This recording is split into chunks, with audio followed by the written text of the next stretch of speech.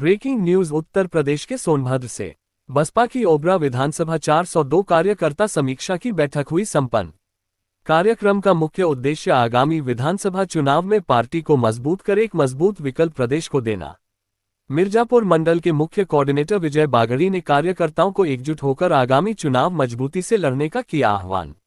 मायावती के दिशा निर्देश के अनुरूप 402 का गठन कर पार्टी को 2027 के चुनाव तक मजबूत किया जाएगा।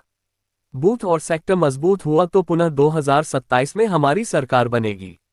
विजय बागड़ी ने कहा, बाकी पार्टियों से राज्य की जनता का मोहभंग हो गया है। बसपा तुष्टीकरण और जातिवाद की राजनीति नहीं करती है।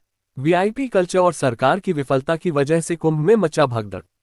सोनभद्र के रॉबर्ट्सगंज तहसील के ग्राम पंचायत रजधन में बहुजन समाज पार्टी की समीक्षा बैठक संपन्न। आप देख रहे हो देश का तेजी से बढ़ता हुआ इंडिया 28 न्यूज। कामेश्वर विश्वकर्मा, सोनभद्र जिला ब्यूरो चीफ की यह खबर।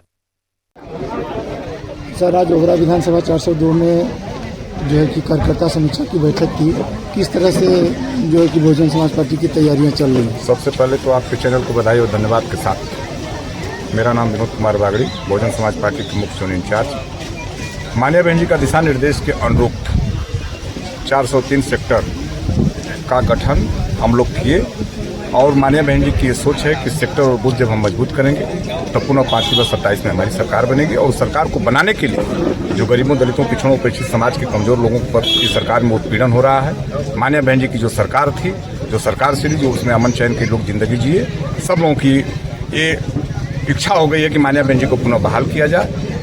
उस उपरांत हम लोगों ने सभी संगठन के लोग, हमारे मंडल कोऑर्डिनेटर ओपी मौर्या जी, इधर सम्मानित जिला अध्यक्ष माननीय बी सागर जी, सभी लोग बैठ के तमाम हमारे कमेटी के लोग रहे। इसमें सभी लोगों ने सेक्टर और बूथ को मजबूत किया। 27 में मुझे सेक्टर और बूथ को मजबूत करके सरकार बनाने की जरूरत है। तो माननीय बहन जी 27 में सरकार बनेगी और हमारे गरीब दलित, पिछड़े, उपेक्षित समाज के कमजोर लोगों का भला होगा। आगामी चुनाव में सर बसपा की क्या तैयारियां हैं? पिछले कई चुनाव में देखा गया कि बसपा के कद्दावर वोट भी जो है कि बसपा से दूर हो गए थे।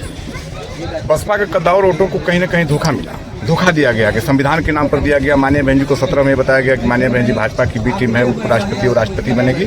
लेकिन अब हमारे वोटरों को इस चीज़ का एहसास हो गया है कि कहीं न कहीं मुझे धोखा दिया गया और पूरे सजन समाज के लोगों को लगा है कि मुझे धोखा देकर तमाम हमारे शिक्षा, बेरोजगारी, महंगाई चरम सीमा पर हो गई। अब सब लोग अलर्ट हो गए हैं और कहीं न कहीं सबके दिमाग में आ गई है कि मुझे माननीय बहन जी की सरकार बनानी है।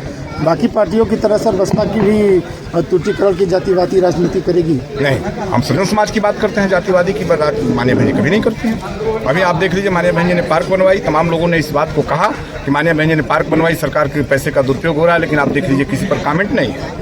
लेकिन कहीं ना कहीं आप देख लीजिए 80,000 करोड़, 90,000 करोड़, 500 करोड़ तक उसमें लगाया गया। अगर उसमें हमारे जो है कि कंपनी खोल दिया गया होता, फैक्ट्री, तो उसमें तो हमारे गरीब दलित पिछड़े लोगों का भला हो गया होता। तो हमारे लड़के बेरोजगार हैं, पढ़ लिख के बैठे हैं, न कोई वैकेंसी की व्यवस्था है, उस पर भी जो है कि अमल करना चाहिए। और सब चीज़ को हमारे गरीब दलित, पिछड़े, उपेक्षित सजन समाज के लोग इस चीज़ को भाप लिए, समझ गए हैं कि हमें धोखा मिल रहा है। अब इस सबसे सचेत होकर सरकार बनना तय है।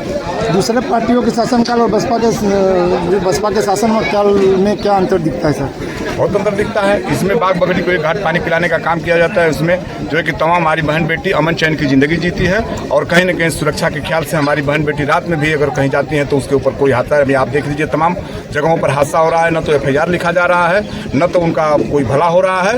वैसा कभी बसपा सरकार में नहीं हुआ है। सजन समाज के लोगों ने अमन चैन का जिंदगी जिया है। इसलिए सब लोगों को लगा कि बसपा की सरकार आनी चाहिए और बननी चाहिए। इसलिए सब लोगों ने कमर कस के 27 में बसपा की सरकार बनाई। सर, महाकुंभ में हुए भगदड़ के मामले को लेकर क्या सरकार की नाकामियां देखने को मिली कि इस तरह से जो है कि भगदड़ वहां पे हो गई? बिल्कुल नाकामियां है। हमारा कहने का मतलब है कि सरकार अगर ये जान रही थी कि हम पुलिस प्रशासन और व्यवस्था नहीं दे सकते हैं तो उतना बड़ा कुंभ कराने की जरूरत क्या थी? कहीं ना कहीं हमारे तमाम लोग वहाँ खुशी माहौल में गए थे स्नान करने के लिए और तमाम लोग बिलख रहे हैं, रो रहे हैं। तमाम हमारे लाशों का तक पता नहीं है। इस पर सरकार को अमल करना चाहिए और सरकार ने जो भी काम किया है नाकामियां है और सरकार इसमें विफल है।